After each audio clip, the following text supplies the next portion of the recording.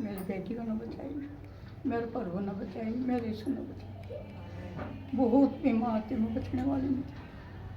अब भी मैं उसी के तकड़ी, उसी को सताई। बहुत रोज होता मेरा, मैं जाऊँ चर्च में, मैं बताऊँ मैं ठीक हूँ, मैं चलने लगी, मैं खान पीने लगी। मैं उसका बहुत बहुत धन्यवाद करती। पिता परमेश्वर यीशु तो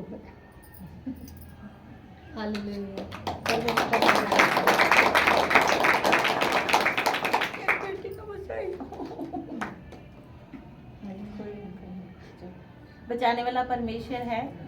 आप सबको पता ही है कि मम्मी को जनवरी में अटैक आया था, हार्ट अटैक आया था, और उस समय पे सबने जवाब दे दिया था परिवार में भी कि भी मैं तो थी नहीं यहाँ पर, मैं तो शिमला गई हुई थी।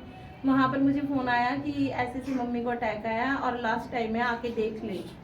तो दीदी ने, मेरी बड़ी बहन ने कहा कि अगर बचा सकते तो बचा ले। तो मैं, मेरे भाभी, हम सब घूमने गए हुए थे। हमने कुछ नहीं किया, हमने गाड़ी में बैठे थे और हम इतना एंजॉय कर रहे थे ना, उस टाइम हम एकदम सुन हो गए, सारे गाड़ी में बैठे और उसके पापा गाड़ी चला रहे, कहते पूजा प्रार्थना कर। मैं उसी टाइम प्रार्थना करनी हमने शुरू करी और ये बोला कि खुदा अगर मेरी मम्मी बच जाएगी ना परमेश्वर, तो वो बपतिस्मा जरूर लेगी। तो मेरी मम्मी को बस एक मौका दे दे बपतिस्मा लेने का। देखो कई बार हम ना कोई कमिटमेंट करते हैं, सच में वो कमिटमेंट परमेश्वर की ओर से ही होती है। जब संसारिक लोग, मतलब मेरी बहनों ने, उन्होंने सबने बोला कि नहीं बचेगी, मैंने नहीं उस समय से ये सोचा कि वो क्या कह रहे हैं, मैं यहाँ पर हूँ, वहाँ एडमिट नहीं हो रहा, 50,000 मांग रहे हैं कि भी स्टंट लेंगे, ये होगा वो होगा। मैंने कुछ नहीं सोचा, मैंने सिर्फ ये कहा कि खुदा अगर तेरी ओर से है प्रभु, तू जीवित रखेगा तो वो जरूर लेंगे। अब मैं इनसे ये कह रही हूँ 32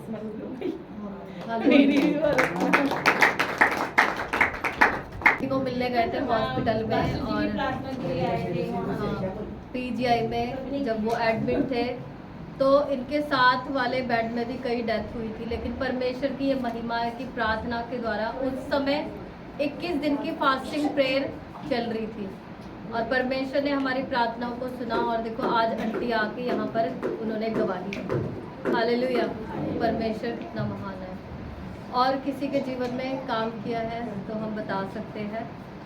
और अगर आपके जीवन में कोई गवाही नहीं है तो परमेश्वर से मांगिए कि परमेश्वर मेरे जीवन में गवाही दे। और अगर गवाही है और आप शर्म करके बैठे हैं तो ये भी परमेश्वर से बोले कि प्रभु मेरे बंद मुंह को तू खोल ताकि मैं तेरे नाम की महिमा दूं, मैं गवाही दे सकूं। हालेलुया। हम कुछ नहीं तो सिर्फ हम अपनी गवाही दे सकते हैं और गवाही के द्वारा दूसरा जन बच जाएगा। हालेलुया। जब प्रथम कलीसिया थी, जो पहली कलीसिया थी, आप प्रेरितों के काम में जब पढ़ेंगे तो जो जो लोग यीशु मसीह के द्वारा या चेलों के द्वारा जिन जिन लोगों ने चंगाई पाई, यीशु ने खुद बोला, उनको ये बोला कि जाके किसी को मत बताना, लेकिन वो लोगों ने उल्टा किया। वो लोग जा जाके बताने लगे कि मुझे यीशु मसीह ने चंगा किया। हालेलुया। मुझे यीशु मसीह ने क्या किया? चंगा किया। मुझे यीशु मसीह ने मेरे को मेरे पापों से छुटकारा दिया। लेकिन हम क्या करते हैं, हमें सब कुछ मिल चुका है, हम बैठे हैं उसको पकड़ के ना बैठे, उसे छोड़ दे। हालेलुया। उस शर्म को, उस डर को, उस भय को अपने जीवन से दूर करें। जब हम दूर करेंगे तब हम उसकी बातों को बोल सकेंगे, उसके वचन को, उसकी गवाही को हम दे सकेंगे। हमारा यही काम है और कोई काम नहीं। हालेलुया। परमेश्वर की पुस्तक उसका 6 अध्याय, बुक ऑफ जजेस चैप्टर 6, पेज नंबर है 300, पुराना नियम 300 पेज नंबर। हम बाइबल को खोलें परमेश्वर के वचनों के लिए। कितने लोगों ने न्यायों की पुस्तक को पढ़ा है? हालेलुया। किसी ने पढ़ा? या हम पुराना नियम समझ के छोड़ देते हैं इसे कि ये हमारे लिए कुछ नहीं है इसमें? पढ़ा ना? तो जब न्यायों की पुस्तक को हम पढ़ते हैं तो वहां पर हम देखते हैं कि जब जब इस्राएली कौम पाप करते थी, जो पिलर के पीछे बैठा प्लीज थोड़ा सामने आए ताकि मुझे आपका चेहरा दिखे। उमेश जान है, थोड़ा सा आगे आओ। जवान लोग, तुम्हारी हड्डियां सीधी हो जाएंगी। हालेलुया। सो बाइबल कहती जब इस्राएली कौम पाप करती थी, गुनाह करती थी, बात ना करने पीछे, जब इस्राएली कौम परमेश्वर की आज्ञा का उल्लंघन करती थी तो परमेश्वर उनको उनके शत्रुओं के हाथ में कर दे। हालेलुया। कौन थे उनके शत्रु? उनके शत्रु बहुत सारे पड़ोसी देश थे, उनके जो नेबर थे, फलस्तीन और अदर जो लोग थे जो खुदा को नहीं जानने वाले थे। परमेश्वर अपने लोगों को दूसरे लोगों के अधीन कर देता था और वो जाकर उनकी क्या करते थे? गुलामी करते थे। हालेलुया।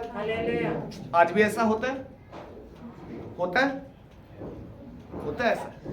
जब जब हम खुदा का वचन तोड़ते हैं, ध्यान से सुनना, परमेश्वर एक शत्रु को भेजता है और वो शत्रु हो सकता है आपका पड़ोसी देश ना हो, बट वो कोई और चीज के रूप में भी हो सकता है।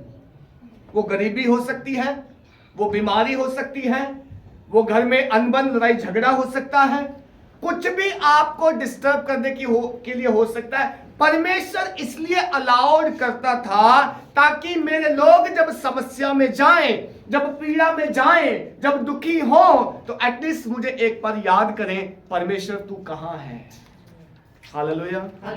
समझ में आ रहा आपको? इस्राएलियों का ये जो है व्यवहार ही हो गया था, वो ऐसा ही करते थे, बुराई करते थे, पाप करते थे, गुनाह करते थे, परमेश्वर का आज्ञा तोड़ते थे, वचन तोड़ते थे और परमेश्वर उनको शत्रुओं के अधीन कर देता था और वो जाके उस देश में परमेश्वर को याद करते थे। जब उनके ऊपर बोझ डाला जाता था, याद करते थे, दुहाई देते थे, परमेश्वर फिर किसी न किसी को खड़ा करता था और जाके भेजता था, जाके बताता था तुमने क्या गलती की है, तुमने क्या गुनाह किया है, और वो जब अपने गुनाहों का इकरार करते थे, परमेश्वर उनको छुड़ा कर वापस ले आता था। पूरा पुराना नियम भरा पड़ा ऐसी चीज से। अब जब भी पढ़ो, इस्राएली कौम से लेकर आप उत्पत्ति से लेकर जब आप मीका और जो है पुराने नियम की सारी पुस्तकें जब आप पढ़ते हो, आप यही चीज को पाते हो। इस्राएली बार बार बंधुआई में जाते थे, परमेश्वर बार बार उन्हें छुड़ा के लेके आता था, बट वो इतने ढीठ थे, इतने जो है कठोर हो गए थे कि खुदा का भय मानना कंटिन्यू नहीं करते थे। कोई एक पीढ़ी करती थी, कुछ समय करते थे, कुछ ईयर्स अच्छे निकलते थे, फिर अगली पीढ़ी आती थी, राजा बनता था, वो बुराई करवाता था, फिर परमेश्वर उनको जो है वो भेज देता था बंधुआई में, वहां जाके फिर वो रोते थे, फिर परमेश्वर किसी को खड़ा करता था, उनको छुड़ा के लेके आता था। हालेलुया। जब न्यायों की पुस्तक पढ़ते हैं तो न्यायी जो है, न्यायी भी इसीलिए परमेश्वर ने ठहराए कि इस्राएली कौम का टाइम टू टाइम, समय और समय पर जाकर क्या करें? न्याय करें। आप 6 अध्याय को जब पढ़ते हो, यहां पर गिदोन के बारे में, गिदोन के चरित्र के बारे में लिखा है। गिदोन एक आम व्यक्ति था, एक सिंपल व्यक्ति था, जिसको परमेश्वर ने इस्राएली कौम को बचाने के लिए, छुड़ाने के लिए जो है उसका इस्तेमाल किया। हालेलुया। शुरुआत से जब पढ़ते लिखा है, तब इस्राएलियों ने यहोवा की दृष्टि में बुरा किया, इसलिए यहोवा ने उन्हें मिद्यानियों के वश में 7 वर्ष कर रखा और मिद्यानी इस्राएलियों पर प्रबल हो गए। मिद्यानियों के डर के मारे इस्राएलियों ने पहाड़ों के गहरे गड्ढों और गुफाओं और किलों को अपने निवास बना लिए। जब जब इस्राएली बीज बोते, तब तब मिद्यानी और अमालेकी और पूर्वी लोग उनके विरुद्ध चढ़ाई करके अज्जा तक छावनी डाल डालकर भूमि की उपज नष्ट कर डालते थे और इस्राएलियों के लिए ना तो कुछ भोजन वस्तु और ना भेड़ बकरी, ना गाय बैल और ना गधा छोड़ते थे, क्योंकि वे अपने पशुओं और डेरों के लिए चढ़ाई करते और टिड्डियों के दल के समान बहुत आते थे और उनके ऊंट भी अनगणित होते थे और वे देश को उजाड़ने के लिए उसमें आया करते थे और मिद्यानियों के कारण इस्राएली बड़ी दुर्दशा में पड़ गए। तब इस्राएलियों ने यहोवा के दोहाई दी। हालेलुया। अपने पड़ोसी को जगाते रहना, हाथ पैर बांध के, ठीक है, क्योंकि गर्मी ना, नींद आने के अवसर है, चांस है। हालेलुया। बाइबल बताती है कि इस्राएलियों ने यहोवा की दृष्टि में बुरा किया, परमेश्वर की दृष्टि में पाप किया, गुनाह किया, कुछ ऐसा किया जो परमेश्वर को भावता नहीं था। और बाइबल कहती है कि इसलिए यहोवा ने उन्हें मिद्यानियों के वश में 7 वर्ष कर रखा। 1 नहीं, 2 नहीं, पूरे 7 वर्ष के लिए परमेश्वर ने एक मिद्यानी नाम की कौम थी, जाति थी, उस जाति के अधीन में खुदा ने अपने लोगों को कर दिया। ये परमेश्वर करने वाला है। आप बोलते बीमारी क्यों आ गई? आप बोलते समस्या क्यों आ गई, आप बोलते मेरे काम क्यों नहीं हो रहे। ये परमेश्वर ने किया है ताकि तुम कभी ना कभी परमेश्वर के दुहाई दो, कभी ना कभी परमेश्वर को याद करो। मैंने आपको पिछली बार भी बताया था, परमेश्वर कई बार समस्या इसलिए आने देता है ताकि उसके लोग समय रहते हुए तौबा कर ले, समय रहते हुए मन फिरा ले, और ऐसा ना हो कि अदर लोगों के साथ वो भी पाप में मारे जाए। हालेलुया। सो जिससे परमेश्वर प्रेम करता है उसको जरूर बचाएगा। पर हाँ, कई बार परमेश्वर हमें जो है पीड़ा से, मुश्किल से, समस्या से और ऐसी उलझनों से लेकर जाता है ताकि हम परमेश्वर को याद कर सकें। Hallelujah, hallelujah. अब मिद्यानियों ने क्या किया, सुनना, मिद्यानी इस्राएलियों पर प्रबल हुए। मिद्यानियों के डेरे के मारे इस्राएलियों ने पहाड़ों के गड्ढों में, गुफाओं में, किलों में अपने निवास बना लिए। जब जब इस्राएली बीज बोते तब तब मिद्यानी और अमालेकी और पूर्वी लोग उनके विरुद्ध चढ़ाई करके छावनी डाल डालकर भूमि की उपज नष्ट कर डालते। इस्राएलियों के लिए ना तो कुछ भोजन वस्तु, ना बकरी, ना बैल, ना गाय, और ना ही वो कोई बीज छोड़ते थे ताकि इस्राएली लोग उस बीज को दोबारा बोकर अनाज उत्पन्न कर सके। हालेलुया। समझ में आ रहा है? जब मिद्यानियों ने डेरे डाले इस्राएलियों के खिलाफ तो इस्राएलियों को कहां भागना पड़ा? गुफाओं में, खड्डों में, छिपने की जो जगह होती वहां जाकर वो अपने आप को छिपा रहे हैं। लेकिन वो इस बात को भूल गए हैं कि जिस परमेश्वर ने उनको बुलाया था, जिस परमेश्वर ने नाम लेकर कहा था तुम मेरी प्रजा हो, तुम मेरे बेटे बेटियां हो, अगर मेरी व्यवस्था पर चले तो तुम्हें कोई छू नहीं पाएगा। ये परमेश्वर का खुद का वायदा है। आपको मालूम है कब परमेश्वर ने वायदा किया? आप पहली 5 पुस्तकों को पढ़ते हो, आप मूसा के द्वारा जब इस्राएली कौम अगुवाई की गई थी आप उसको पढ़ते हो, आप यहोशू के बारे में जानते हो। यहोशू को भी परमेश्वर ने बोला, यहोशू अगर तू और इस प्रजा को, तू और मेरी प्रजा अगर आज से मेरी विधियों पर चले, मेरे वचनों पर चले, मेरा कहना माने, तो मैं तेरे साथ रहूंगा जैसा मूसा के साथ। मैं तेरे आगे आगे चलूंगा, मैं तुझे छोड़ूंगा नहीं, मैं तुझे त्यागूंगा नहीं, मैं अपनी कौम को कभी लज्जित नहीं होने दूंगा, चाहे वो छोटी है। लेकिन अगर तुमने मेरी व्यवस्था को तज दिया तो बाहर के लोग आकर तुम पर चढ़ाई करेंगे। हालेलुया। आपको समझ में आ रहा? हम ये ना कहें हम मसीह में हैं तो मसीह का अगर एक टैग हम पे लग गया तो हमारी जिंदगी में कभी समस्या नहीं है, कभी ना कहें।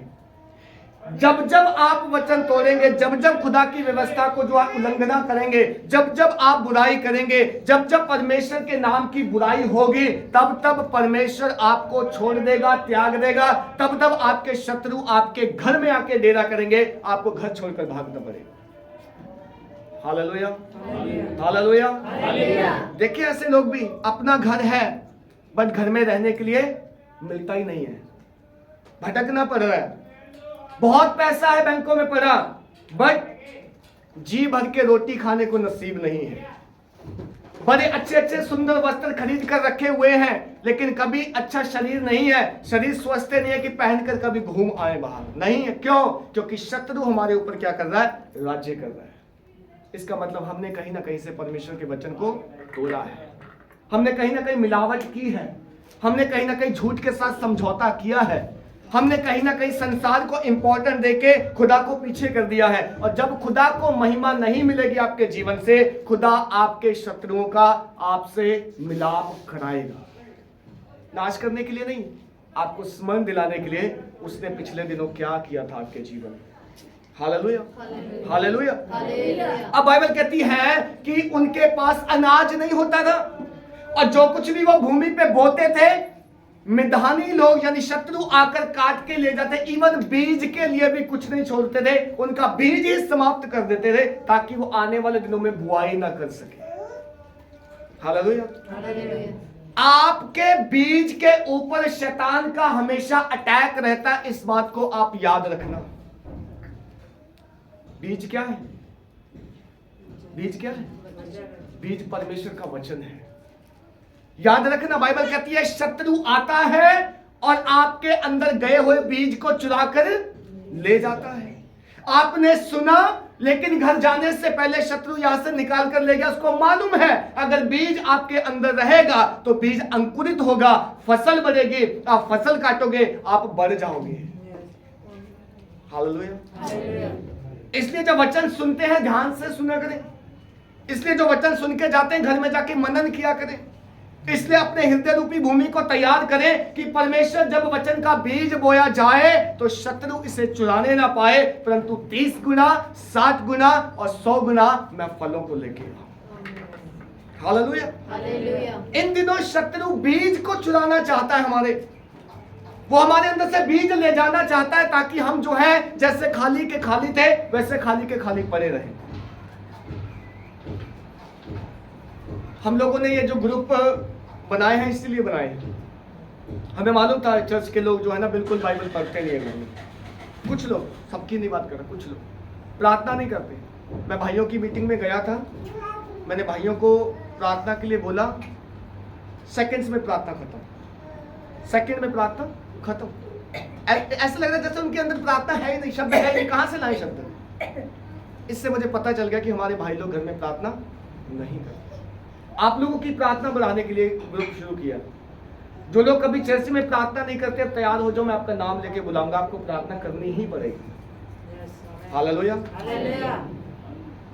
अगर आपका आपके पिता के साथ कोई रिलेशन नहीं है, स्वर्गीय पिता के साथ कोई रिलेशन नहीं है, आप उससे बात नहीं कर पाते, कैसे बच्चे हो फिर आप? क्या देगा वो आपको? क्यों उसे पिता कहते? वो तो आपको पुत्र नहीं मानता क्योंकि आपका रिश्ता ही नहीं है उसके साथ। आप 2 मिनट प्रार्थना नहीं कर पाते, आप 4 मिनट प्रार्थना नहीं कर पाते, आप आधा घंटा अगर प्रार्थना नहीं करते, आधा घंटा आपका स्वर्गीय पिता के साथ रिलेशन नहीं है और आप कहते वो मेरा पिता है। आप कहते तो पिता, वो कहता मैं तुम्हारा पिता। क्यों? तुम तो कभी आए नहीं मेरे पास, तुमने तो कभी दुआ ही नहीं की मुझसे, तुमने तो कभी मांगा ही नहीं। बाइबल कहती तुमने मांगा नहीं इसलिए तुम्हें मिला नहीं। मांगो तो तुम्हें मिलेगा। अब आप कहोगे हमारे घर में सब कुछ, हम क्या मांगे? तुम्हारे घर में सब कुछ है, पड़ोसी के लिए मांग लो, रिश्तेदार के लिए मांग लो, समाज मोहल्ले के लिए मांग लो। दुनिया नीड में है, लोग परेशान है, लोग बीमारियों में है, लोग हॉस्पिटलों में, उनके लिए मांग लो। अरे कुछ भी नहीं है मांगने के लिए, थैंक्स गिविंग कर लो, उसका धन्यवाद कर लो। कम से कम खुश होगा वो कि मेरे बच्चे बिना मांगे हुए देखो धन्यवाद देने के लिए आए। आप खुश होते नहीं होते अगर आपके बच्चे आपको थैंक्स कहें?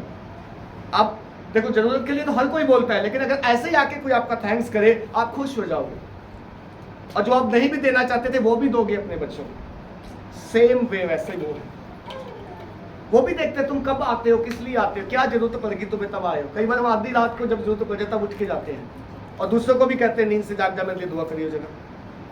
जब आपका रिलेशन आपके पिता के साथ होगा, सुनना ध्यान से, अगर आप दुआ करने वाले व्यक्ति होंगे आपको कभी जरूरत नहीं पड़ेगी किसी को कहने की मेरे लिए दुआ करो। क्यों? क्योंकि आपका खुद का रिश्ता खुदा के साथ। वो सुनता है आपकी, वो जानता है आपको, आपको नाम लेके बुलाया उसने। बट आज हो क्या गया? आज हो ये गया है हमारी रिलेशन खुदा के साथ नहीं है, हमारे बारे टूटे हुए हैं, हमने आज्ञाओं का उल्लंघन किया है, हम संसार में इतना व्यस्त हो गए हैं, पिता के पास जाने के लिए समय नहीं है, खुदा से बात करने के लिए समय नहीं है। लेकिन अगर आपसे पूछा जाए आप क्या चाहते हो खुदा आपके लिए करे, आपकी सबसे बड़ी लिस्ट होगी मैं खुदा से ये सब चाहता हूँ। Hallelujah, hallelujah. अगर हम चाहते हैं उससे कुछ, वो भी हमसे चाहता है कुछ। हालेलुया। वो हमसे चाहता हम भी उसके पास आए, कभी हम भी उसका थैंक्स करें, कभी दुख में, सुख में, बीमारी में, मुश्किल में, हर चीज में, हर परिस्थिति में, हर हालात में मेरा खुदा अति सहज से मिलने वाला है। वो कहता है मैं अवेलेबल हूं 24 घंटे, मैं बाहें पसार के खड़ा, कभी आ तो सही मेरे पास। हालेलुया। हमें अपनी प्रार्थना का स्तर बढ़ाना पड़ेगा। अगर आने वाले दिनों की मुश्किलों से बचना चाहते हैं तो प्रार्थना का स्तर बढ़ाना पड़ेगा। अगर हम खुदा के बारे में जानना चाहते हैं, उसके दिल के बारे में, उसके पवित्र कलाम को, वचन को पढ़ना पड़ेगा, उसके नियम को, कानून को, विधि को जानना पड़ेगा। अगर हम उसकी कानून विधि को नहीं जानेंगे, हम उसके दिल को नहीं जानेंगे। हम ऊपर से जितना मर्जी कहते हैं प्रभु तू ये कर सकता है, वो भी जानता है मैं कर सकता हूँ, बट उसने एक नियम बनाया है, एक रूल बनाया है, एक सिस्टम है उसके घर का। वो कहता है सिस्टम के अकॉर्डिंग आओ, मैं सब कुछ तुम्हारे लिए कर चुका है। Hallelujah, hallelujah. सो बाइबल कहती है क्योंकि वे अपने पशुओं और डेरों को लिए हुए चढ़ाई करते और टिड्डियों के दल के समान बहुत आते थे और उनके ऊंट भी अनगिनत होते थे और वे देश को उजाड़ने के लिए उसमें आया करते थे। कौन? मिधानी लोग इस्राएलियों के घर में जब छापा मारते थे तो वो एक दल की तरह आते थे, यानी हजारों के सैकड़ों में। हालेलुया, टिड्डियों की तरह। और लिखा है क्योंकि मिधानियों के कारण इसराइली बड़ी दुर्दशा में थे, तब इसराइलियों ने यहोवा की क्या की? दुहाई। इस दुहाई शब्द को ना याद रखना। अगर आपको चारों तरफ से दरवाजे बंद नजर आए, मुश्किलें घेर लें, अंधेरा नजर आए, लगे कुछ नहीं है, तो इस शब्द को जरूर इस्तेमाल करना। परमेश्वर की दुहाई देना, वो तब भी सुन लेगा। हालेलुया। उसने इसराइलियों की दुहाई को बार बार सुना। उसने इसराइलियों के पाप करने के बावजूद भी जब उन्होंने दुहाई दी तो सुना। स्वर्ग को खोलकर परमेश्वर ने हाथ बढ़ाकर मदद की। क्यों? क्योंकि उसने वायदा किया है, तुम मेरे बेटे हो, तुम मेरी बेटियां हो, तुम आज मुझसे उत्पन्न हुए हो, मुझसे तुमने जन्म लिया है, मैं तुम्हें जगत के अंत तक कभी नहीं छोड़ूंगा, कभी नहीं त्यागूंगा। एक व्यक्ति छोड़ सकता है परमेश्वर को, लेकिन परमेश्वर कभी नहीं छोड़ता। एक विश्वासी खुदा से दूर जा सकता है, बट विश्वासी से प्रभु कभी दूर नहीं जाता। वो तो बल्कि और समस्याओं के दिन हमारे निकट आ जाता है, नजदीक आ जाता है, क्योंकि उसको मालूम है कहीं मेरा बेटा मेरी बेटी गिर ना जाए। वो और नजदीक आता है संकट के समय में, मुश्किल के समय में। हालेलुया। अब जब हम बाइबल को आगे पढ़ते हैं, 7 से लेकर वचन को हम पढ़ते हैं, 7 से 10 तक जब हम पढ़ते, लिखा है जब इस्राएलियों ने मिद्यानियों के कारण यहोवा की दुहाई दी, तब यहोवा ने इस्राएलियों के पास एक नबी भेजा जिसने उनसे कहा, इस्राएल का परमेश्वर यहोवा यूं कहता है, मैं तुमको मिस्र में से ले आया और दास्तव के घर से निकाल ले आया, और मैंने तुमको मिस्रियों के हाथ से वरन जितने तुम पर अंधेर करते थे सबों के हाथ से छुड़ाया और उनको तुम्हारे सामने बरबस निकालकर उनका देश तुम्हें दे दिया। और मैंने तुमसे कहा, मैं तुम्हारा परमेश्वर यहोवा हूं। अमोरी लोग जिनके देश में तुम रहते हो, जिनके देवता का भय उनके देवता का भय ना मानना, परंतु तुमने मेरा कहना नहीं माना। क्या कह रहा है परमेश्वर? परमेश्वर ने उनकी दुहाई को सुन के एक नबी भेजा। याद रखना, जब आप दुहाई दोगे परमेश्वर किसी को भेजेगा। ये मत सोचना ये अपने घर से अपने आप उठ के आया, नहीं, उसको भेजा है, उसको खुदा ने भेजा है। जब तुमने दुहाई दी, खुदा ने व्यक्ति भेजा। जब तुमने दुहाई दी, परमेश्वर ने बंदा भेजा। अब बंदे की सुनना, बंदा क्या कह रहा है? बंदा कह रहा है, याद करो तुम्हें परमेश्वर मिस्रियों की गुलामी से छुड़ा के लाया था कि नहीं लाया था?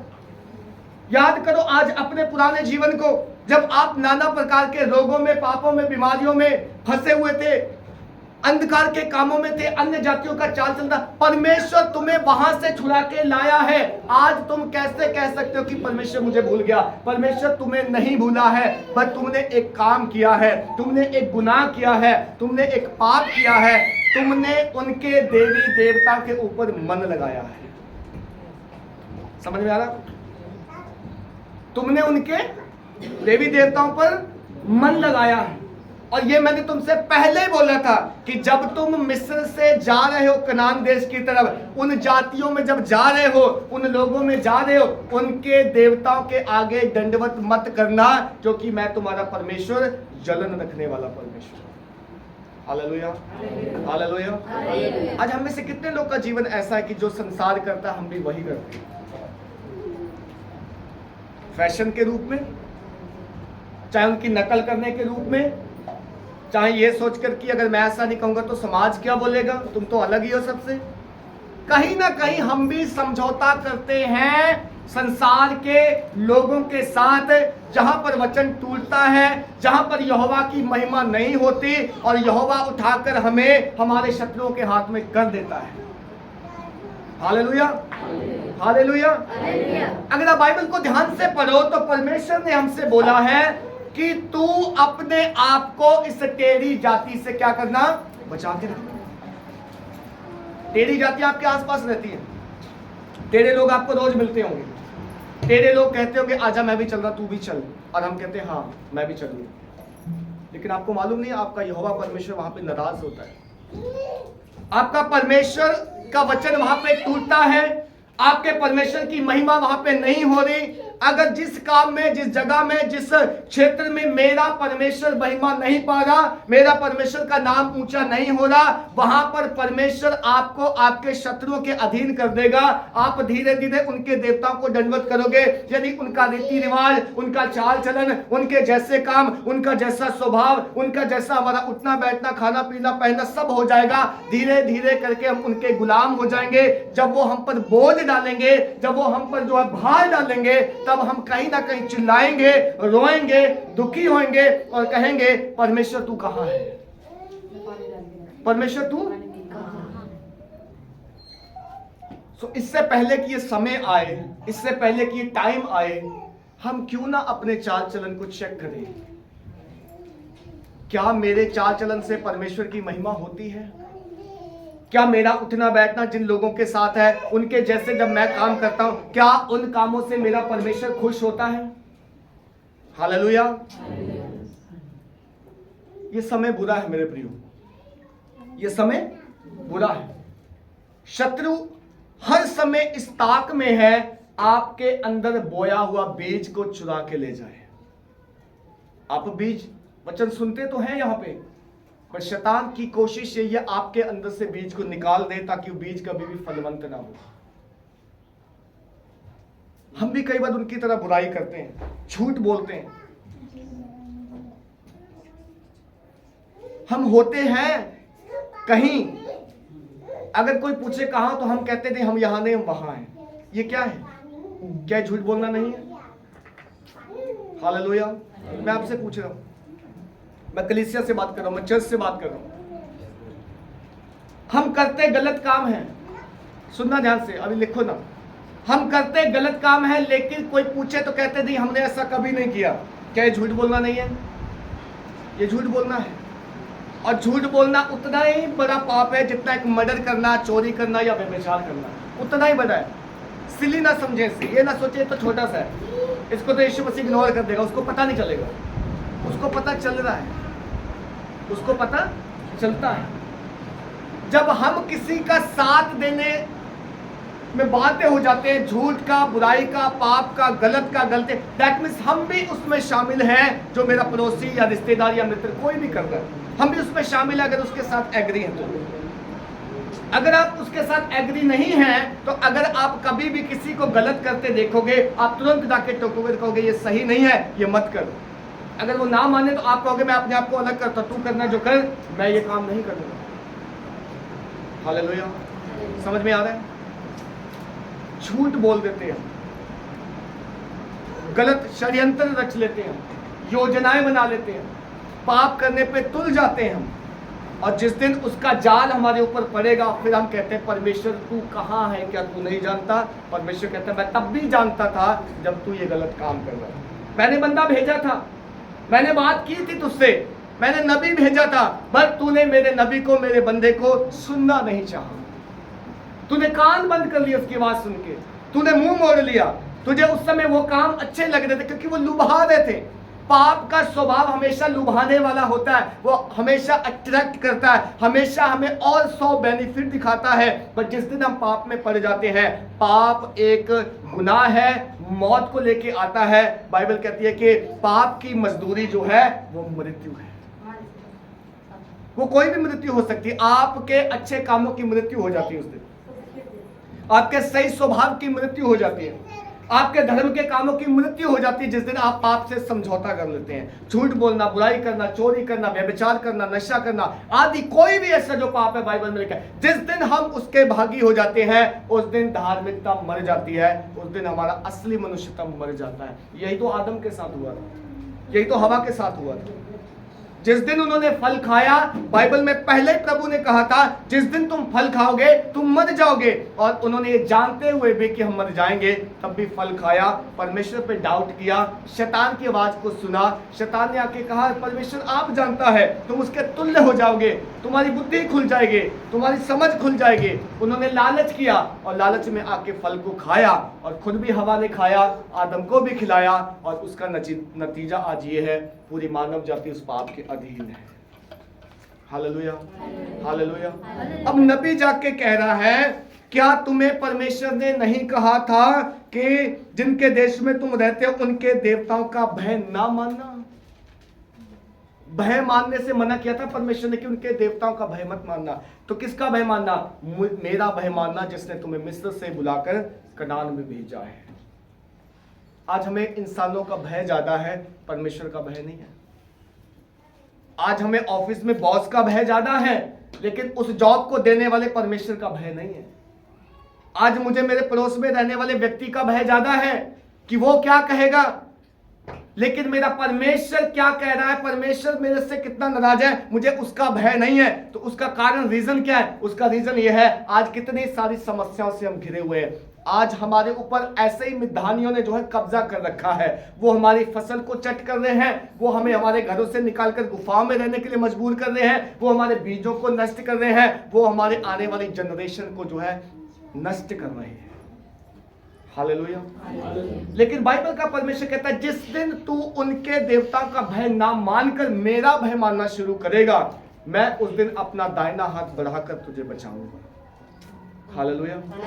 मैं तुझे अपना दाहिना हाथ बढ़ाकर बचा लूंगा, मौत के मुंह से निकाल लूंगा, तुझे बीमारी के बिस्तर से उठा दूंगा, तुझे कर्जे से बाहर ले आऊंगा, तेरे घर में जो अनबन रहती है, लड़ाई झगड़े होते हैं, उससे बाहर ले आऊंगा, मैं तेरी शर्मिंदगी को दूर कर दूंगा, मैं तेरे हर एक रुके हुए काम को सिद्ध कर दूंगा, मैं तेरे जीवन में आने वाले डिले को, लेट काम जो होते हैं, मैं उसको ऑन टाइम कर दूंगा। कब? जिस दिन तू मेरा भय मानना शुरू कर। हालेलुया। मेरा जो टॉपिक है आज वो है उस व्यक्ति के बारे में जिसका नाम गिदोन है। हालेलुया।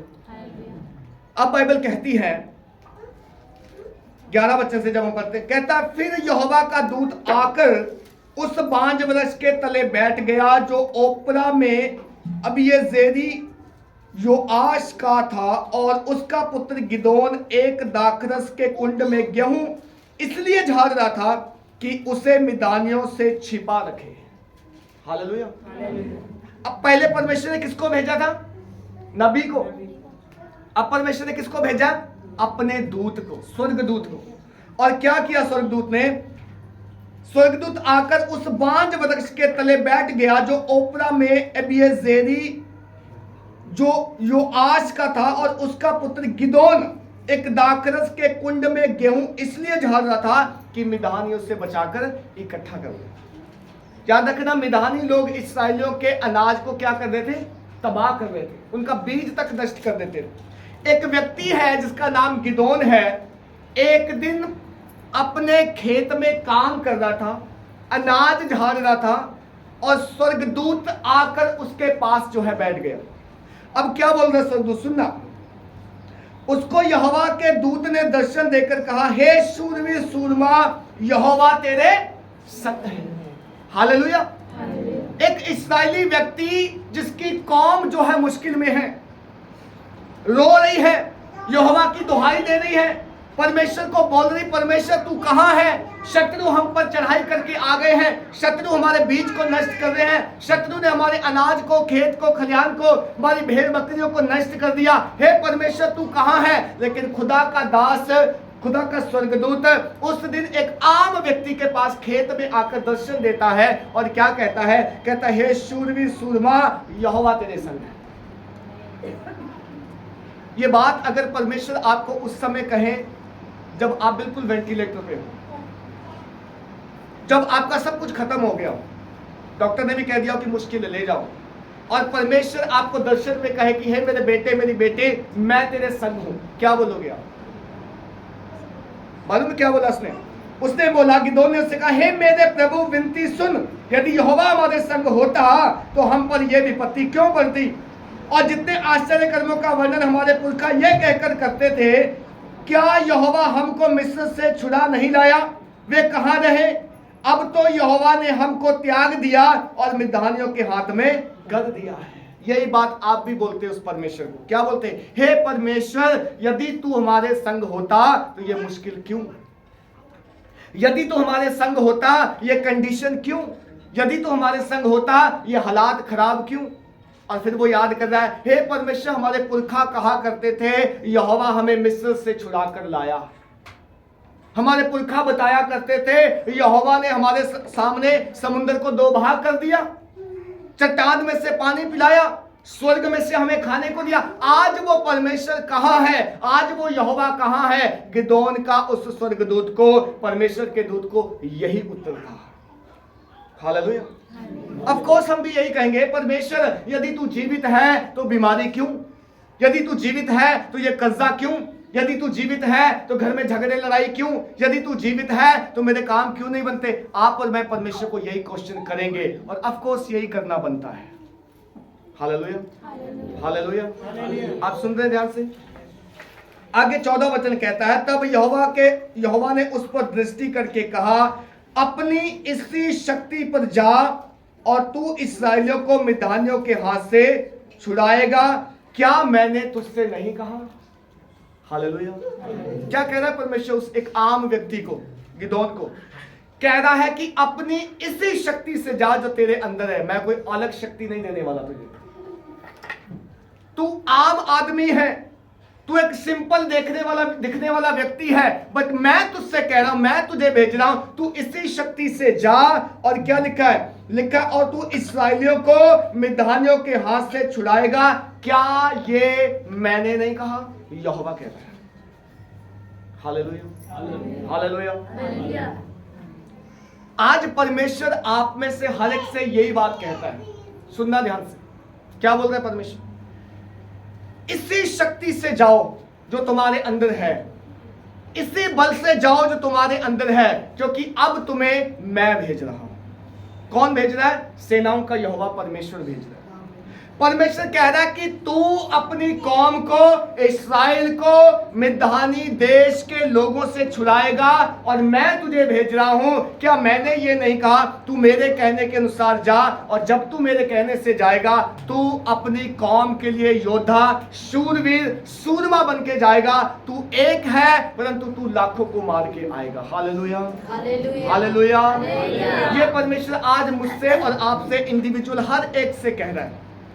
आप जो है अकेले हो सकते हैं, निर्बल हो सकते हैं, कमजोर हो सकते हैं। आप देखने में, आप कहने में, आप विचारने में ये कह सकते हैं कि मुझसे क्या होगा, मुझसे क्या बन पड़ता है। मैं तो अपने मोहल्ले में अकेला विश्वासी हूं, या अपने घर में अकेला विश्वासी हूं। बट परमेश्वर क्या कह रहा है? मैं तुझे भेज रहा हूं। कौन? मैं तुझे भेज रहा हूं। जब पतरस ने सारी रात मेहनत की और एक भी मछली जाल में नहीं आई, तो यीशु मसीह ने क्या बोला? इस बार मेरे कहने से डाल, इस बार मेरे कहने से डाल। क्या हुआ फिर?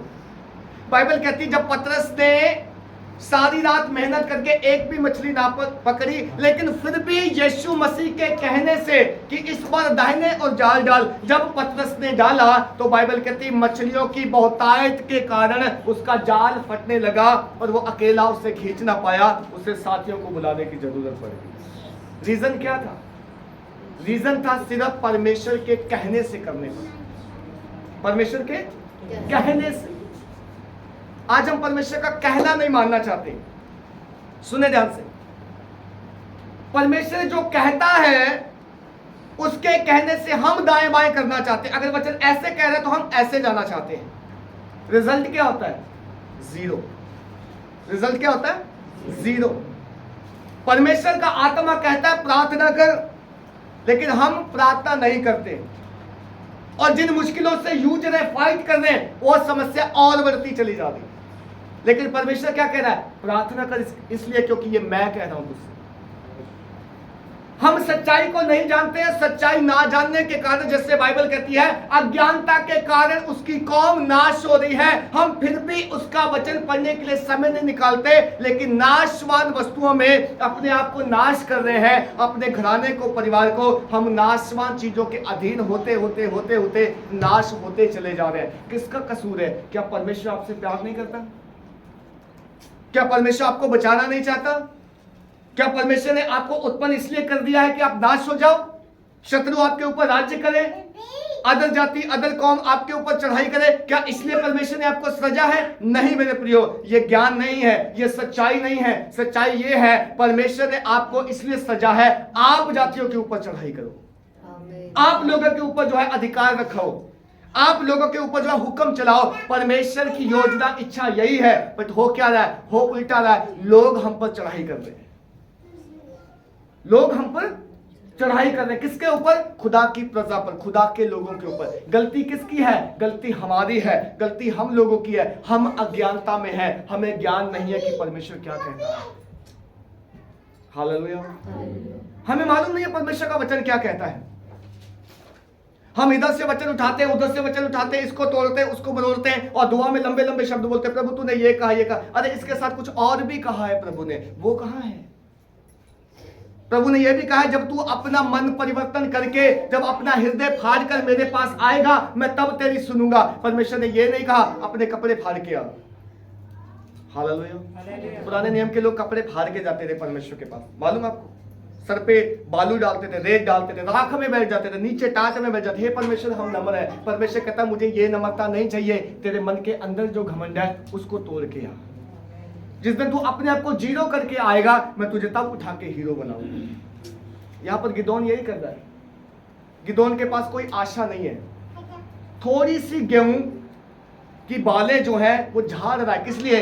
कि जो दाने निकलेंगे उससे जाकर आज रोटी बनाऊंगा और अपने परिवार को खिलाऊंगा। बस इतनी सी उम्मीद है, क्योंकि बाकी पूरा देश जो है वो मिधानियों के हाथ में पड़ा हुआ है। शत्रु राज्य कर रहे हैं। यहाँ तो गाय भेड़ बकरी कोई कुछ भी नहीं, सबको लूट लिया उन्होंने, सारे खेत चट कर दिए, सारा बीज खत्म कर दिया। थोड़ा सा अनाज चोरी चुपके से जो है गिदोन जो है झाड़ रहा है अपने अपने परिवार के गुजारे के लिए। लेकिन खुदा का दूत आकर उसके पास बैठकर क्या कहता है? हे शूरवीर सूरमा, मैं तुझे भेजता हूँ। हे शूरवीर सूरमा, मैं तुझे भेजता हूँ। और वो कह रहा है मैं कैसा सूरमा? हमारी जाति तो जो है किसी के अधीन है, हमारे लोग तो जो है किसी की बंधुआई में गुलामी कर रहे हैं, हम कैसे शूरवीर? बट खुदा का दूत कह रहा है, खुदा का जो स्वर्गदूत भेजा गया वो कह रहा है इस बार तू जाएगा और तू इस्राएली कौम को छुड़ा के लाएगा। क्यों? क्योंकि इस बार मैं तेरे साथ जाऊंगा। हालेलुया। इस बार मैं भेज रहा हूं तुझे, मेरे शब्द के अनुसार जा, मेरे कहे के अनुसार कर, जैसा मैं बोल रहा हूं वैसा कर, तू कभी लज्जित नहीं होगा। हालेलुया। जब आपकी जिंदगी में कोई काम बन नहीं रहा, सफलता मिल नहीं रही, एक बार खुदा को कहना खुदा तू इस बार मेरे साथ चल। जैसे यहोशू ने कहा था, क्या कहा था उसने कहा परमेश्वर अगर तू मेरे साथ ना जाएगा, मूसा ने कहा था अगर तू मेरे साथ ना चलेगा तो मैं नहीं जाता इस कौम की अगुवाई करने के लिए, मैं मरने के लिए नहीं जाऊंगा। अगर तू वायदा करता है तू मेरे साथ चलेगा तब मैं जाऊंगा। परमेश्वर कहता मैं तेरे साथ आगे आगे चलूंगा। Hallelujah, hallelujah.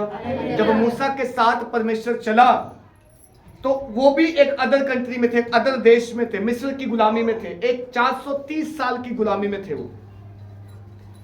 लेकिन मूसा जाके फिरौन को बोलता है मेरी प्रजा को जाने दे, मैंने लेने के लिए आया हूं।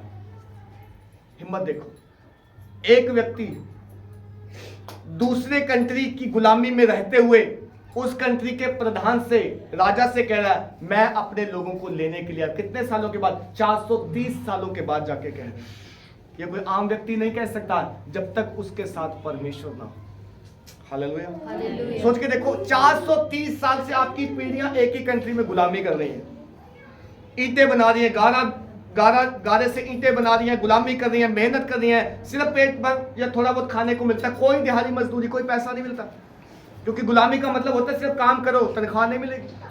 430 साल से गुलामी में थी, लेकिन मूसा को परमेश्वर ने भेजा, जा मैं तुझे भेज रहा हूं, तू छुड़ा के लेके आएगा। जाके बोलता है फिरौन को मैं अपने लोगों को लेने के लिए आया।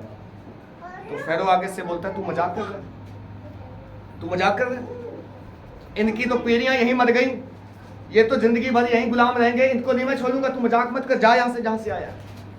मूसा कहता है नहीं, मुझे परमेश्वर ने भेजा है।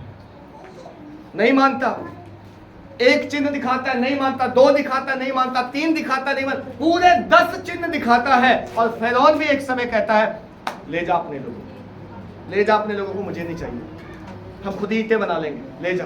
जानते क्यों उसने बोला? जिस बाथरूम में फिरौन नहाता था, सुनना ध्यान से, क्योंकि वो तो राजा था, तो राजमहल में रहता था, अच्छा सा नहाने के लिए टब बनाया होगा, बूथ बनाया होगा। आने वाली टूटी में पानी की जगह खून आ रहा है। नहाने के लिए टूटी खोलने क्या आ रहा है? खून आ रहा है। पीने के लिए गिलास में पानी मंगाया, लाल हो गया। नदी जिसमें से जानवर पीते थे, सारा खून से लाल हो गया। तब जाके फिरौन कह रहा है तुम जाओ भैया, अपने लोगों को ले जाओ, मुझे नहीं चाहिए। अगर सीधी उंगली से घी नहीं निकलता तो परमेश्वर टेढ़ी भी करना जानता है। हालेलुया, आमीन बोलेंगे? हालेलुया। अगर कोई जल्दी सुधरता नहीं है, विश्वास नहीं करता, प्रार्थना नहीं करना चाहता, वचन नहीं पढ़ना चाहता, तो याद रखना आने वाले दिनों में परमेश्वर उंगली टेढ़ी करके आपको सीधा कर देगा, करेगा वो। इसलिए समय रहते हुए हम खुद ही सीधे हो जाए, बेहतर रहेगा ना। जब उंगली टेढ़ी होगी तो एक बात याद रखना, दर्द भी होगा। उंगली टेढ़ी होगी तो दर्द होगा, क्योंकि हो सकता है वो टेढ़ी उंगली का मतलब आपको कहीं ना कहीं पहुंचा दे, वो हॉस्पिटल पहुंचा दे, कुछ और कर दे, कुछ ऐसा हो जाए, करेगा वो आने वाले दिनों में, क्योंकि वो आपसे प्यार करता है, आपको बचाना चाहता है। और अगर आप आज भी हटीले हैं, इंसान आपके लिए इंपॉर्टेंट है, पैसा आपके लिए इंपॉर्टेंट है, जॉब आपके लिए इंपॉर्टेंट है, काम आपके लिए इंपॉर्टेंट है, खुदा का घर आपको जो है अच्छा नहीं लगता, आपका मन अभी जो है मोटा ही है, पतला नहीं हुआ, अभी भी आप हम्बल नहीं हुए, नम्र नहीं हुए, तो याद रखना खुदा आने वाले दिनों में उंगली टेढ़ी जरूर करेगा। फिरौन को परमेश्वर ने टेढ़ी उंगली करके वहां से उसको नम्र कर दिया और अपनी प्रजा को वहां से 430 साल के बाद ले आया। अब जब हम इसके बारे में पढ़ते हैं, गिदोन के बारे में, तो लिखा है यहोवा ने उससे कहा निश्चय मैं तेरे संग रहूंगा, इसलिए तू मिद्यानियों को ऐसा मार लेगा जैसा एक मनुष्य को। गिदोन ने उससे कहा यदि तेरा अनुग्रह मुझ पर हो तो मुझे इसका कोई चिन्ह दिखा कि तू ही मुझसे बातें कर रहा है, जब तक मैं तेरे पास फिर आकर अपनी भेंट निकाल कर तेरे सामने ना रखूं तब तक तू यहां से ना जा। उसने कहा मैं तेरे लौटने तक यहीं। कौन कह रहा है? गिदोन कह रहा मुझे विश्वास नहीं हो रहा कि तू परमेश्वर का दूत है। कैसे मानूं मैं? कैसे मानूं? क्योंकि हमारे लोग तो बंधुआई में, हमारे लोग तो मरे जा रहे हैं, तू कह रहा है कि मैं तेरे साथ हूं। गिदोन कहता है एक काम करते हैं, जब तक मैं घर जाके वापस ना आऊं, तेरे लिए कुछ खाने पीने को ना लेके आऊं, एक भेड़ का बच्चा जो है मार के एक अच्छा मीट पका के ना ले आऊं, एक अच्छी रोटी ना फुलके ना बना के ले आऊं, तब तक तू यहीं रहना। और स्वर्गदूत कह रहा है आराम से जा, मैं यहीं। हालेलुया। गिदोन गया, अच्छा खाना खुदा के दास के लिए, स्वर्गदूत के लिए बना के लाया। और बाइबल कहती है स्वर्गदूत ने वो खाना खाया नहीं, वो खाना एक पत्थर पर रखकर, रोटियां रखकर, मांस रखकर, खुदा के दूत ने जब परमेश्वर से कहा कि इस भेंट को ग्रहण कर, बाइबल कहती है स्वर्ग से आग उतरे और उस भेंट को जो वेदी के ऊपर रखा था जलाकर परमेश्वर ने साबित किया ये बंदा मेरा है, मैंने इसको भेजा है। Hallelujah, hallelujah. जब आप खुदा के दासों की बात मानना नहीं चाहते, सुनना ध्यान से, तो कई बार खुदा साबित करेगा ये बंदे मेरे भेजे हुए है ना। हमें लगता नहीं है कहीं से ऐसे उठ के आया, इसको कोई काम नहीं और आके मुझे टीचिंग दे रहा है। वो बंदा टीचिंग नहीं दे रहा, वो परमेश्वर का दूत है, उसने भेजा है, अपने आगे भेजा है। अगर वो दूत का कहना नहीं मानोगे तो लास्ट में वो आएगा, और वो जब आएगा वो आराम से नहीं आएगा, वो अपने साथ फिर कुछ और लेके आएगा। मैं खुदा की बात कर रहा हूँ।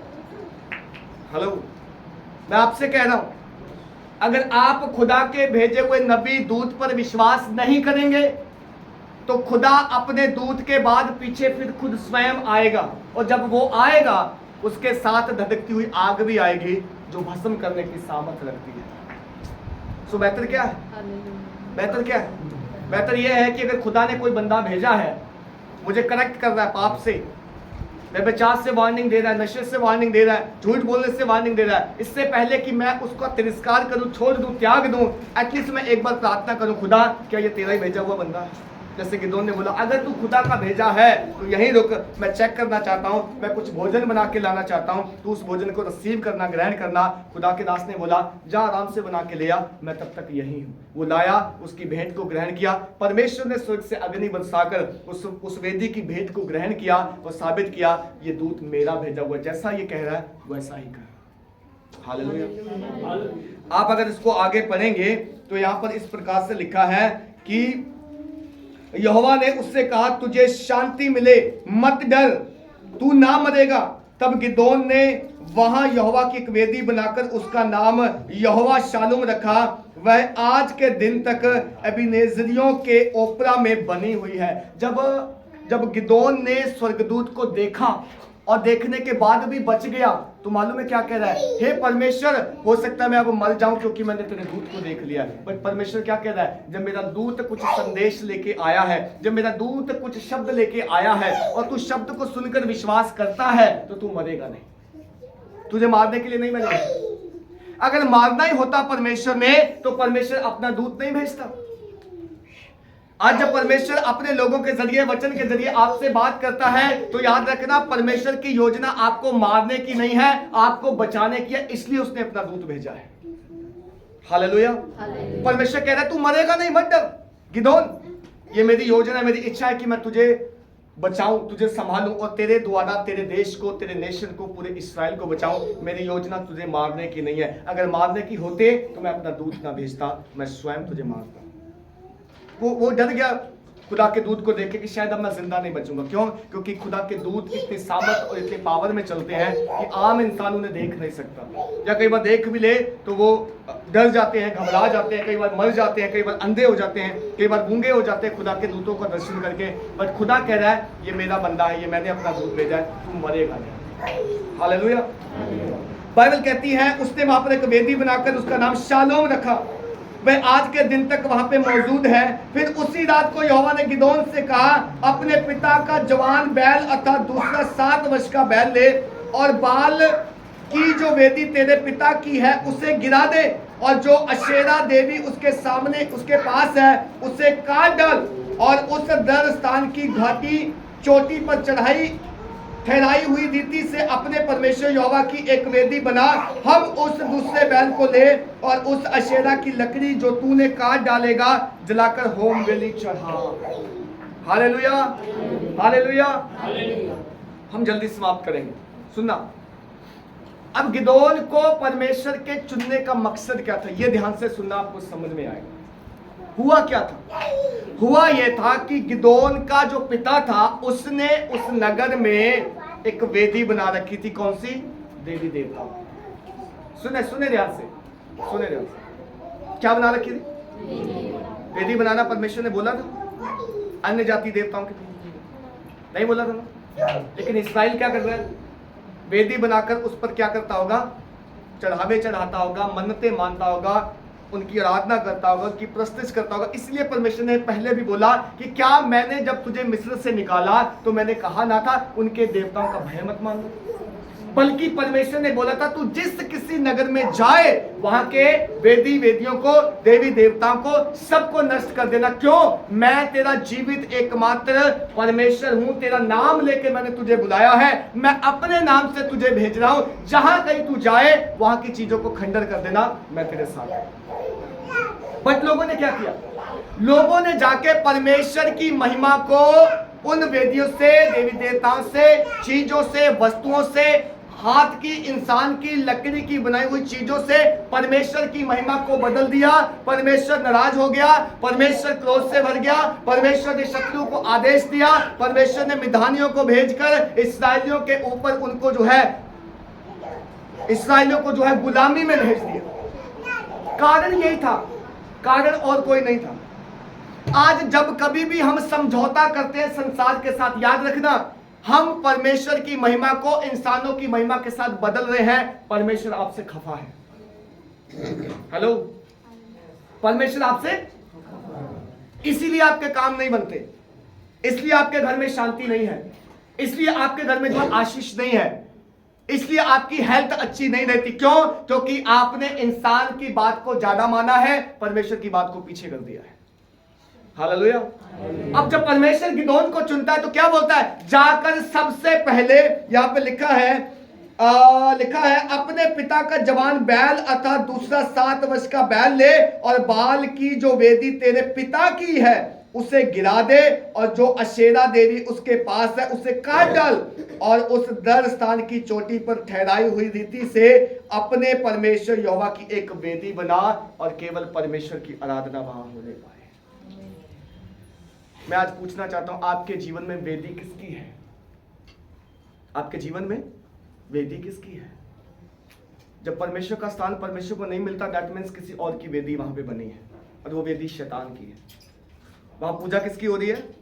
शैतान की। जब आपकी जिंदगी में परमेश्वर का वचन ठहरता नहीं है, घर नहीं करता, दैट मीन्स शैतान की कोई ना कोई वेदी आपकी जिंदगी में है। और परमेश्वर क्या कह रहा है? सबसे पहले जाकर उस वेदी को गिराओ।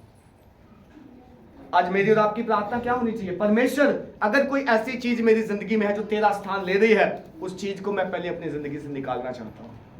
हे परमेश्वर, मेरे घर में अगर कोई ऐसी वस्तु, चीज, ऐसा काम है जो तेरे नाम को महिमा नहीं देता, मैं सबसे पहले उस काम को निकालना चाहता हूं। मैं सबसे पहले उस वेदी को ढाके मैं तेरी वेदी बनाना चाहता हूं। केवल आज से मेरे परिवार में तेरी आराधना होगी, तेरा नाम होगा, तेरा वचन होगा, तेरे नाम से दुआ होगी, सब कुछ तेरा होगा। क्यों? क्योंकि हम तेरी संतान हैं और तूने हमसे पहले ही कहा है कि अन्य जातियों पर, अन्य लोगों के देवताओं पे मन मत लगाना।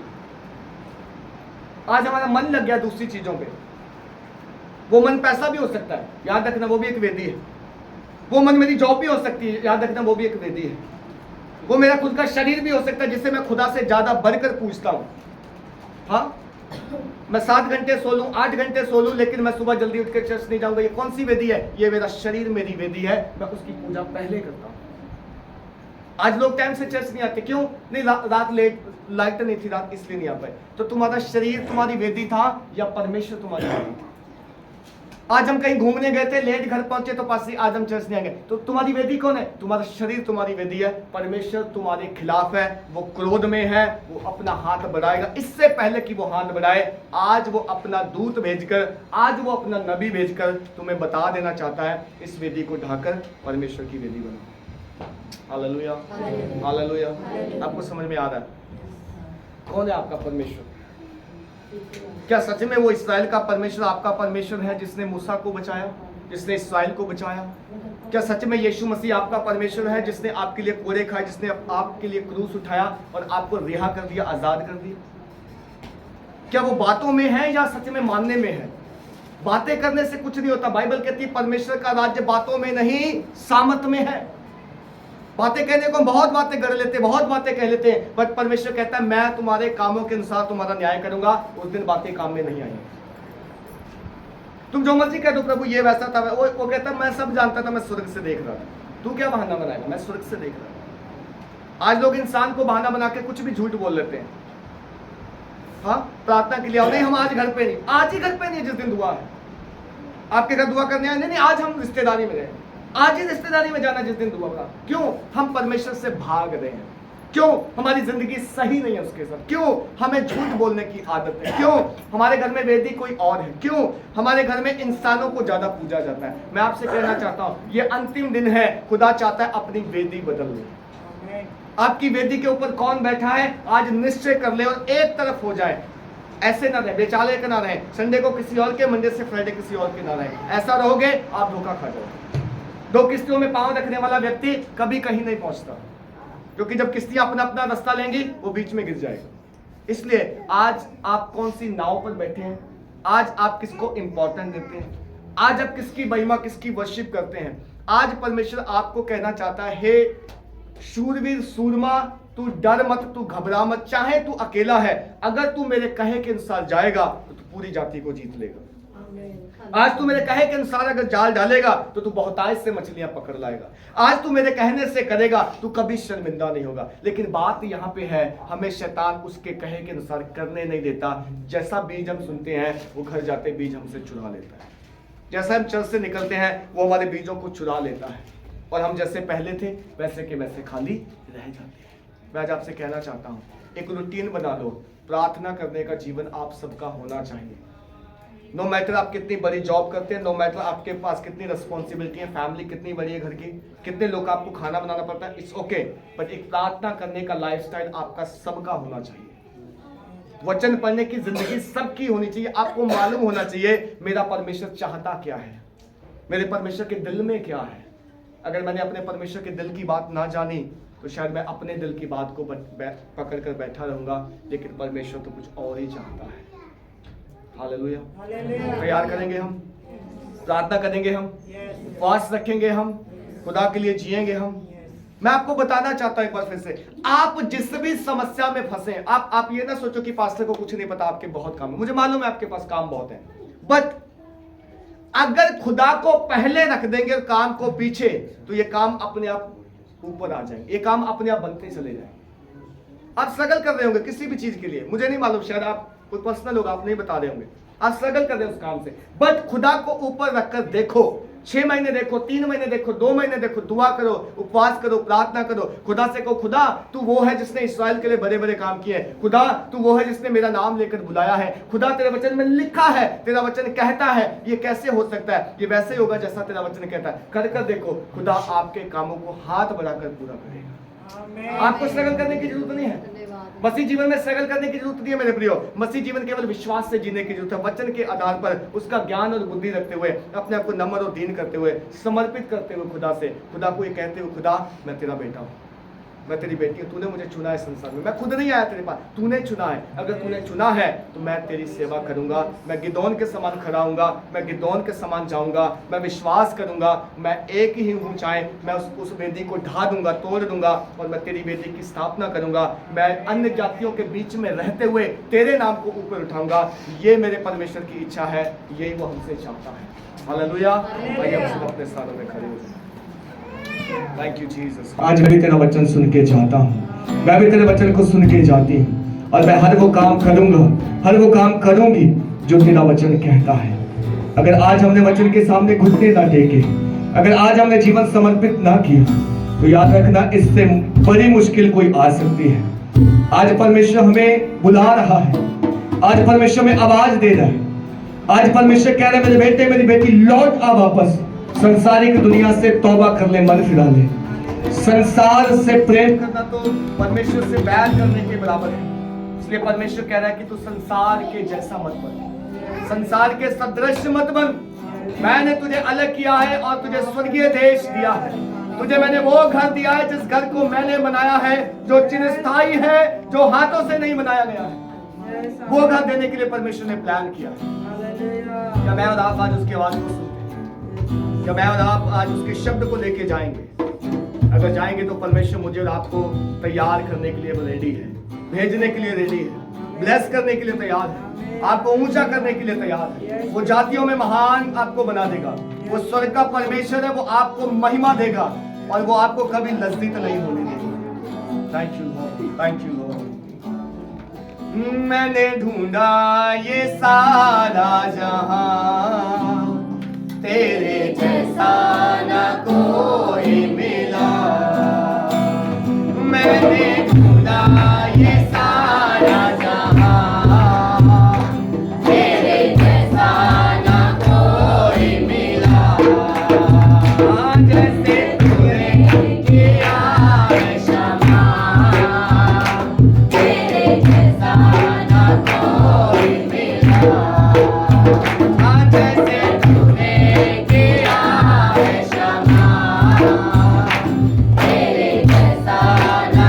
Oh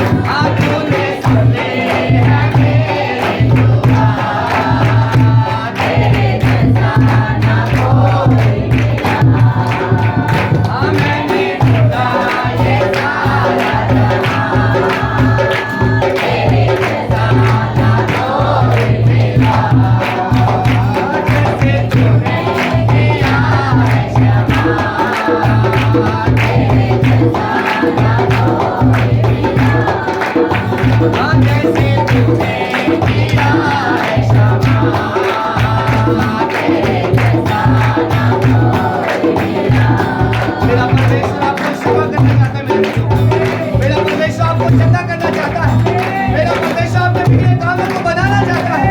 मेरा परमेश्वर अपनी आत्मा देके तुम्हें समझ और सामर्थ देना चाहता है। वो आपको संसार के उलझन में से निकालना चाहता है, बुराई से, पाप से, रोगों से, मृत्यु से। मेरा परमेश्वर आपको बचाना चाहता है।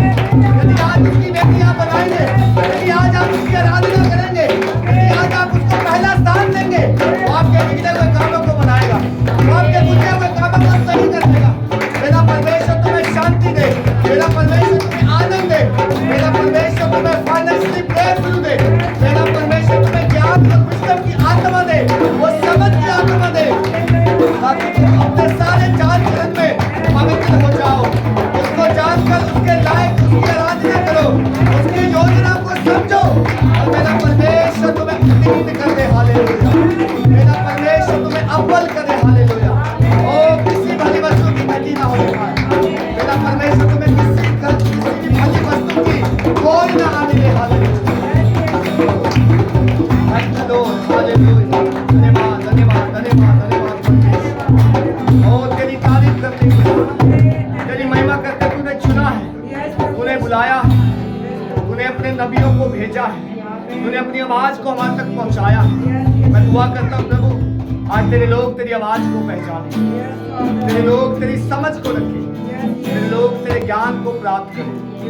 खुदावन धन्यवाद, तेरी तारीफ करते परमेश्वर। सारी महिमा आदर खुदावन आपको देते। धन्यवाद प्रार्थना सुनने के लिए यीशु मसीह के सामर्थी नाम से मांगते हैं पिता, आमीन। पिता परमेश्वर का प्रेम, पुत्र यीशु मसीह का अनुग्रह, पवित्र आत्मा की संगति और सहभागिता हम सब विश्वासियों के साथ, इस झुंड के साथ, तमाम प्रभु के संतों दासों के साथ अब से लेकर हमेशा तक होती रहे। आमीन। हालेलुया। हालेलुया। हालेलुया। सबको जय मसीह की।